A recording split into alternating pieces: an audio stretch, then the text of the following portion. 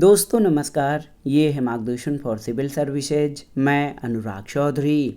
दोस्तों, बाल विकास एवं शिक्षण वित्त से संबंधित महत्वपूर्ण प्रश्नों के अंतर्गत इस वीडियो में प्रस्तुत है समाज निर्माण में लैंगिक मुद्दों से संबंधित महत्वपूर्ण प्रश्नों का संग्रह, जो आपके आगामी अध्यापक पात्रता परीक्षाओं जैसे CTET, UPTET, REET, Uttarakhand TET तथा नेट जेआरएफ के शिक्षण विधि खंड के लिए बहुत ही उपयोगी है। तो आइए शुरू करते हैं बाल विकास एवं शिक्षण विधि में समाज निर्माण में लैंगिक मुद्दों से संबंधित महत्वपूर्ण प्रश्नों को। प्रश्नों पर आने से पहले थोड़ा सा इसके बारे में जान लेते हैं। दोस्तों, समाज निर्माण में स्त्री पुरुष एक सिक्के के दो पहलू की तरह हैं। जिस प्रकार किसी एक पहलू के अभाव में सिक्के के अस्तित्व की कल्पना नहीं की जा सकती, ठीक उसी प्रकार किसी एकमात्र यानी स्त्री या पुरुष से समाज की कल्पना नहीं की जा सकती। प्राचीन काल में स्त्री को बहुत महत्व दिया जाता था और वैदिक काल में स्त्री प्रत्येक पग पर पुरुष की सहगामिनी हुआ करती थी। उसे शिक्षा प्राप्त करने, वेद पढ़ने का अधिकार था। वे सामाजिक नीतियों के निर्धारण, नियंत्रण और संचालन में अत्यधिक महत्वपूर्ण योगदान देती थीं। और इन महिलाओं में मैत्रेयी, गार्गी, लोपामुद्रा आदि के रूप में हमें उस युग के अनेक उदाहरण मिलते हैं, जो न केवल उच्च स्तरीय विदुषी महिलाएं थीं, बल्कि उच्चतर गणित, पारिस्थितिकी और समाज विज्ञान आदि विषयों में भी निपुण थीं। लेकिन उत्तर वैदिक काल में नारी की दशा गिरती गई और मध्यकाल का युग नारी जाति के लिए बहुत अंधकारमय रहा। सामाजिक, आर्थिक और राजनीतिक प्रगति के बावजूद भी वर्तमान भारतीय समाज में पितृसत्तात्मक मानसिकता जटिल रूप से व्याप्त है और इसके कारण महिलाओं को आज भी एक जिम्मेदारी समझा जाता है। दोस्तों, लिंग और जेंडर का तुलनात्मक अध्ययन किस आधार पर किया जाता है? तो लिंग जैविक संरचना है, जबकि जेंडर सामाजिक सांस्कृतिक संरचना है। लिंग प्रकृति प्रदत्त है, जबकि जेंडर समाज निर्मित है। लिंग स्थिर होता है, जबकि जेंडर परिवर्तनीय होता है। लिंग व्यक्तिगत है, जबकि जेंडर जो है व्यवस्थित होता है। लिंग अस्तरीय होता है, जबकि जेंडर स्तरीय होता है। और लिंग जो है ये अपरिवर्तनशील है, जबकि जेंडर परिवर्तनशील होता है। दोस्तों, समाज में कई प्रकार से लैंगिक भेदभाव या जेंडर डिस्क्रिमिनेशन व्याप्त है। लैंगिक असमानता का तात्पर्य लैंगिक आधार पर महिलाओं के साथ भेदभाव से है। परंपरागत रूप से समाज में महिलाओं को कमजोर वर्ग के रूप में देखा जाता रहा है, जिससे वे घर और समाज दोनों जगहों पर शोषण, अपमान और भेदभाव से पीड़ित होती हैं। महिलाओं के खिलाफ भेदभाव दुनिया में सभी जगह प्रचलित है। कई शिक्षाविद हैं, कई मनोवैज्ञानिक हैं, इन्होंने लैंगिक भेदभाव पर अनुसंधान किया और इसके कारकों का पता लगाने की भी कोशिश की है। दोस्तों, देखिए, लैंगिक असमानता का जो आधार है वो स्त्री और पुरुष की जैविक बनावट नहीं, बल्कि इन दोनों के बारे में प्रचलित पूर्वाग्रह, रूढ़िवादी छवियां और स्वीकृत सामाजिक मान्यताएं हैं। लैंगिक असमानता किन क्षेत्रों में व्याप्त है? तो सबसे महत्वपूर्ण परिवार में, पालन पोषण के क्षेत्र में, शिक्षा के क्षेत्र में, सामाजिक क्षेत्र में, आर्थिक क्षेत्र में, राजनीतिक क्षेत्र में, विज्ञान के क्षेत्र में, मनोरंजन के क्षेत्र में और खेल के क्षेत्र में सभी जगह लैंगिक असमानता विद्यमान है। लैंगिक विभेद में आप देखिए तो ये अनेक स्तरों पर ये लैंगिक विभेद दिखता है। स्थानीय विभेद, भाषाई विभेद, जातीय विभेद, सांस्कृतिक विभेद, रंग विभेद और आर्थिक विभेद। लेकिन दोस्तों, इसमें सबसे महत्वपूर्ण जो है पूर्वाग्रह होता है, जो कि लैंगिक भेदभाव को सबसे आसानी से बताता है। जैसे पूर्वाग्रह क्या हो सकते हैं? लड़के बलवान होते हैं, लड़कियां कोमल होती हैं। लड़के रोते नहीं, लड़कियां रो सकती हैं। लड़कों के बाल छोटे होने चाहिए, लड़कियों के बाल लंबे होने चाहिए। लड़के घर के काम नहीं करते, लड़कियां घर के काम करती हैं। लड़के गणित और विज्ञान पढ़ते हैं, लड़कियां गृह विज्ञान और कला पढ़ती हैं। लड़के बुढ़ापे का सहारा होते हैं, लड़कियां पराया धन होती हैं। तो ये समाज में इस तरह की मानसिकता है लोगों की, जो लैंगिक भेदभाव से संबंधित प्रचलित पूर्वाग्रह हैं। अब आइए दोस्तों, समाज निर्माण में लैंगिक मुद्दों से संबंधित जो महत्वपूर्ण प्रश्न हैं उनको देखते हैं। पहला प्रश्न है, कक्षा में सभी लिंगों में जेंडर रूढ़िवादिता कम करने और विकास के विस्तार की संभावनाओं को बढ़ाने के लिए प्रभावशाली पद्धति कौन सी है? लिंगों के जैविक अंतरों की उपेक्षा करना और उन्हें अस्वीकार करना, समाज में चित्रित लिंग भूमिकाओं को प्रबल करना, एक ही लिंग के योग्यता समूह बनाना, या फिर क्रियाकलाप के लिए मिश्रित लिंग समूह बनाना और विचार विमर्श को प्रोत्साहित करना। तो सही उत्तर ऑप्शन डी हो जाएगा। दोस्तों, कक्षा में कक्षाध्यापक को जेंडर रूढ़िवादिता को कम करने के लिए सभी क्रियाकलापों में मिश्रित लिंग समूह यानी मिक्स्ड जेंडर ग्रुप्स बनाना और बालक और बालिकाओं के मध्य विचार विमर्श को प्रोत्साहित करना चाहिए। अगला प्रश्न है, समाज में विभिन्न लिंगों के लिए उपयुक्त मानी जाने वाली प्रारूपिक विशेषताओं के बारे में जन सामान्य की अवधारणाओं को क्या कहते हैं? जेंडर भूमिकाएं, जेंडर पहचान, जेंडर रूढ़िवादिताएं या जेंडर विभेदीकरण। तो सही उत्तर जेंडर रूढ़िवादिताएं। समाज में विभिन्न लिंगों के लिए उपयुक्त मानी जाने वाली प्रारूपिक विशेषताओं के बारे में जो जन सामान्य की अवधारणाएं हैं, इनको जेंडर रूढ़िवादिता कहते हैं। ये समाज में व्याप्त कुरीतियाँ हैं जो पीढ़ी दर पीढ़ी स्थानांतरित होती रहती हैं। इसकी सामाजिक मान्यता न होते हुए भी वर्ग और समुदाय इसे मान्यता देते हैं। अगला प्रश्न है, हाल में पाठ्यचर्या में ऐसी कहानियों को शामिल करने के लिए विवेकशील प्रयास किया गया है जिसमें पिता घर के कार्यों में लगा रहता है और माता साहसी गतिविधियों को करती है। ये कदम किस लिए महत्वपूर्ण है? तो सही उत्तर है, ये कदम जेंडर रूढ़िवादिता को समाप्त करता है। ऑप्शन ए आपका सही उत्तर है।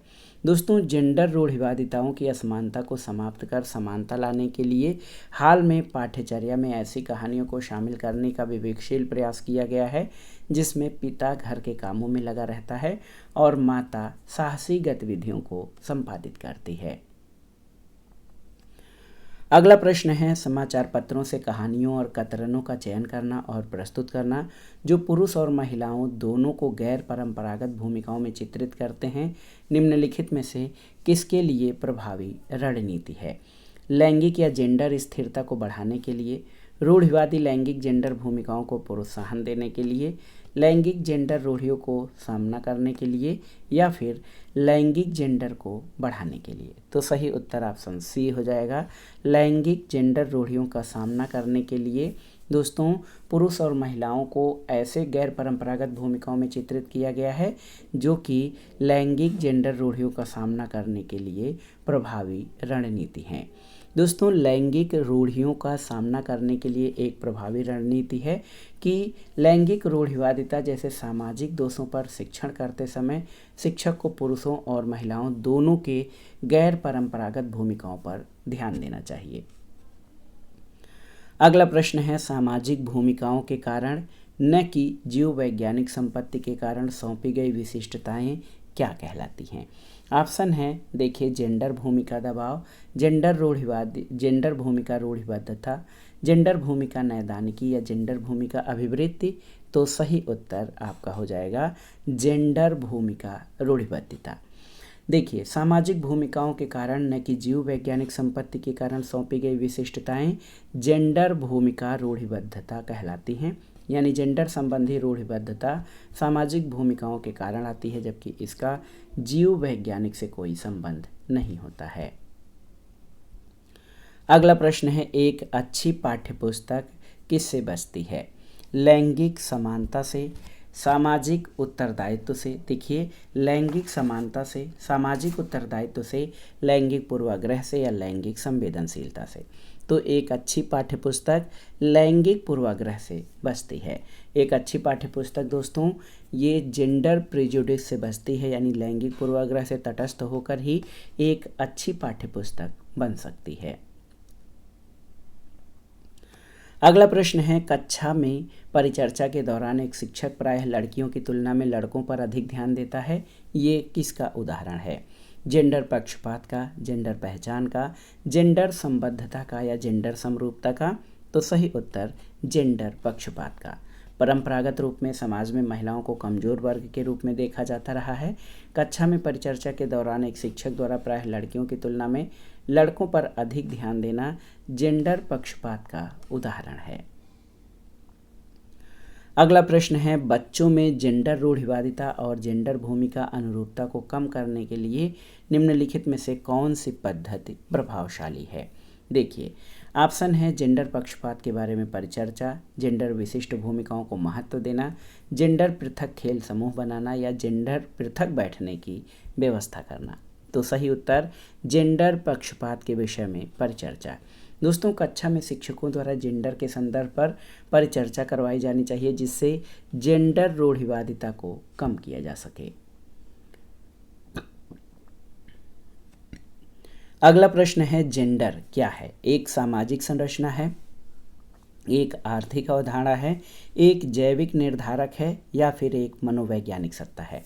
तो सही उत्तर जेंडर एक सामाजिक संरचना है। ऑप्शन ए आपका सही उत्तर है। लिंग जैविक संरचना है, जबकि जेंडर सामाजिक सांस्कृतिक संरचना है। लिंग प्रकृति प्रदत्त है, लेकिन जेंडर समाज निर्मित होता है। लिंग अपरिवर्तनशील है, जबकि जेंडर परिवर्तनशील होता है। तो याद रखिएगा, जेंडर जो है एक सामाजिक संरचना है, यानी सामाजिक सांस्कृतिक संरचना। अगला प्रश्न है, लिंग है जैविक सत्ता, शारीरिक संरचना, सहज गुण या सामाजिक संरचना। तो सही उत्तर लिंग जो है वो जैविक संरचना है। अगला प्रश्न है, खिलौने, पहनावे की वस्तुएं, घरेलू सामग्रियां, व्यवसाय और रंगों को विशिष्ट लिंग के साथ संबंधित करना क्या प्रदर्शित करता है। ऑप्शन है जेंडर सिद्धांत, जेंडर प्रासंगिकता, विकसित जेंडर पहचान या जेंडर रूढ़िवादिता। तो सही उत्तर है ये जेंडर रूढ़िवादिता कहलाता है। खिलौने, पहनावे की वस्तुएं, घरेलू सामग्रियां, व्यवसाय और रंगों को विशिष्ट लिंग के साथ संबंधित करना जेंडर रूढ़िवादिता को प्रदर्शित करता है। अगला प्रश्न है, बच्चे किसे छोड़कर अन्य सभी के द्वारा लिंग भूमिकाएं ग्रहण करते हैं। सामाजिकरण, संस्कृति, ट्यूशन और मीडिया। तो सही उत्तर ट्यूशन को छोड़कर। बच्चे ट्यूशन को छोड़कर अन्य सभी के द्वारा लिंग भूमिकाएं ग्रहण करते हैं। लिंग भूमिकाएं मीडिया, सामाजिकरण, संस्कृति, समुदाय और परिवार से प्रभावित होती है। अगला प्रश्न है कि जब एक शिक्षक ये समझता है कि स्वाभाविक रूप से लड़के गणित में लड़कियों से अच्छे हैं, ये दर्शाता है कि अध्यापक है। ऑप्शन देखिए, नीतिपरक, लिंग पक्षपाती, शिक्षाप्रद या सही दृष्टिकोण वाला। तो आप जान लीजिए, जब शिक्षक ये समझता है कि स्वाभाविक रूप से लड़के गणित में लड़कियों से अच्छे हैं, तो वो उसके लिंग या जेंडर पक्षपाती होने को दर्शाता है। अगला प्रश्न है, लड़कों और लड़कियों के विषय में कुछ कथन नीचे दिए गए हैं। आपके अनुसार इनमें से कौन सा सही है। पहला है कि लड़कों को घर के कामों में सहायता करनी चाहिए। दूसरा है, सभी लड़कों को विज्ञान और लड़कियों को गृह विज्ञान पढ़ाया जाना चाहिए। तीसरा है, लड़कियों को घर के कामों में सहायता करनी चाहिए। और चौथा है, लड़कों को घर के बाहर के कामों में सहायता करनी चाहिए। तो लड़कों और लड़कियों के विषय में जो सही है वो ये है कि लड़कों को घर के कामों में सहायता करनी चाहिए। अन्य कथन आपके जो हैं उपयुक्त नहीं है, क्योंकि लैंगिक असमानता का आधार स्त्री और पुरुष की जैविक बनावट ही नहीं, बल्कि इन दोनों के बारे में प्रचलित परंपरागत रूढ़िवादी विचार और सामाजिक मान्यताएं भी जिम्मेदार हैं। इसलिए कार्यों का बंटवारा लैंगिक आधार पर नहीं होना चाहिए। अगला प्रश्न है दोस्तों कि अध्यापिका ने एक कमेटी के प्रधान को सभापति के स्थान पर सभाध्यक्ष लिखा। ये संकेत करता है कि अध्यापिका, पहला है कि भाषा पर अच्छा अधिकार रखती है, एक लिंग मुक्त भाषा का प्रयोग कर रही है, एक लिंग पूर्वाग्रह से ग्रस्त है या फिर एक अधिक उपयुक्त पारिभाषिक शब्द का पालन करती है। तो सही उत्तर कि एक लिंग मुक्त भाषा का प्रयोग कर रही है। ऑप्शन बी आपका सही उत्तर है। अध्यापिका द्वारा सभापति के स्थान पर सभाध्यक्ष लिखना ये संकेत करता है कि अध्यापिका एक लिंग मुक्त भाषा का प्रयोग करती है। अन्य विकल्प आपके सही नहीं हैं। अगला प्रश्न है, कक्षा कक्ष में जेंडर या लिंग विभेद। ऑप्शन देखते हैं, शिक्षार्थियों के निष्पादन को प्रभावित नहीं करता है, शिक्षार्थियों के हरासोन्मुख प्रयासों अथवा निष्पादन का कारण बन सकता है, पुरुष शिक्षार्थियों के वृद्धि उन्मुख प्रयासों अथवा निष्पादन का कारण बन सकता है और महिला शिक्षकों की अपेक्षा पुरुष शिक्षकों के द्वारा अधिक किया जाता है। तो याद रखिएगा, इसमें सही उत्तर आपका हो जाएगा कक्षा में जेंडर विभेद शिक्षार्थियों के ह्रासोन्मुख प्रयास अथवा निष्पादन का कारण बन सकता है। कक्षा में जेंडर लिंग विभेद शिक्षार्थियों के ह्रासोन्मुख प्रयासों अथवा निष्पादन का कारण बन सकता है। यहाँ देखिए, छात्राओं के बारे में जो सामान्य धारणाएं दी गई हैं उसमें से आपको बताना है कि कौन सा सही है। गणित के सवाल अच्छे से सीखते हैं, लेकिन उन्हें तब कठिनाई आती है जब उनसे उनके तर्क के बारे में पूछा जाता है। अपने उम्र के लड़कों की तरह ही गणित में अच्छी हैं। अपनी उम्र के लड़कों की तुलना में स्थानिक अवधारणाओं में कम कुशलतापूर्वक निष्पादन करती हैं। भाषिक और संगीत संबंधी अधिक क्षमताएं रखती हैं। तो इसमें सही उत्तर जो आपका हो जाएगा वो है कि छात्राएं जो हैं वो अपनी उम्र के लड़कों की तरह ही गणित में अच्छी हैं। और आप जान लीजिए कि ये बहुत ही महत्वपूर्ण तर्क है, छात्राएं अपनी उम्र के लड़कों की तरह ही गणित में अच्छी हैं। यह वाक्य लैंगिक भेदभाव को प्रदर्शित नहीं करता है और ये वास्तव में सही भी है, क्योंकि गणित या विज्ञान जो है वो केवल लड़कों के पढ़ने का क्षेत्र नहीं है। बहुत से लड़के ऐसे हैं जिनको गणित विज्ञान में कोई रुचि नहीं है, जबकि बहुत सारी ऐसी लड़कियां हैं जो गणित और विज्ञान में जो है अत्यंत प्रवीण हैं। अगला प्रश्न है, महत्वपूर्ण है। राज्य स्तर की एक एकल गायन प्रतियोगिता के लिए विद्यार्थियों को तैयार करते समय एक विद्यालय लड़कियों को वरीयता देता है। ये दर्शाता है वैश्विक प्रवृत्तियाँ, प्रयोजनात्मक उपागम, प्रगतिशील चिंतन या लैंगिक पूर्वाग्रह। तो सही उत्तर लैंगिक पूर्वाग्रह।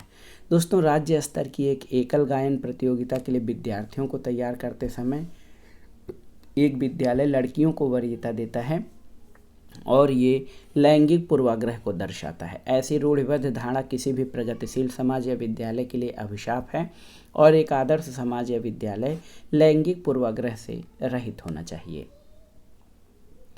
अगला प्रश्न है, पूर्वाग्रही किशोर या किशोरी अपनी किसके प्रति कठोर होंगे? समस्या, जीवन शैली, संप्रत्यय या वास्तविकता? तो सही उत्तर समस्या। पूर्वाग्रह से आशय किसी ज्ञान, व्यवस्था, कार्य, संगठन या व्यक्ति के विषय में पहले से निर्मित कोई विशेष अवधारणा या सोच से है।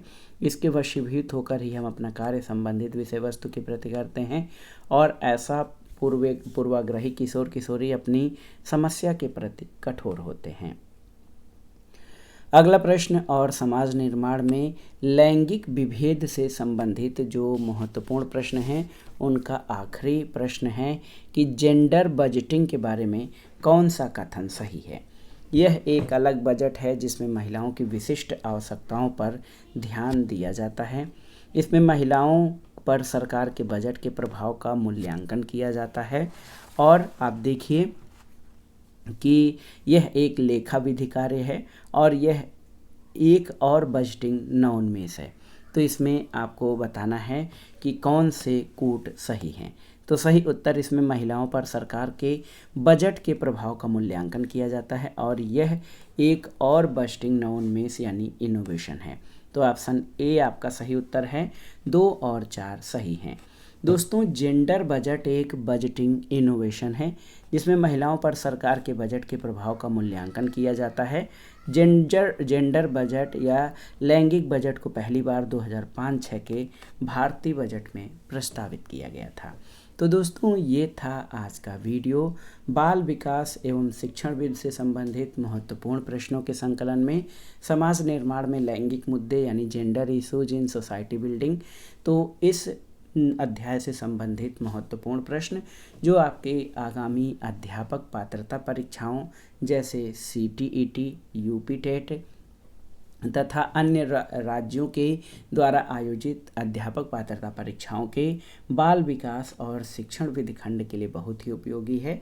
आप इन प्रश्नों को तैयार कर लीजिएगा। वीडियो आपको कैसा लगा हमें कमेंट बॉक्स में ज़रूर बताइएगा। वीडियो को लाइक करें, शेयर करें और इस चैनल मार्गदर्शन फॉर सिविल सर्विसेज को सब्सक्राइब करें। वीडियो देखने के लिए धन्यवाद दोस्तों। नमस्कार।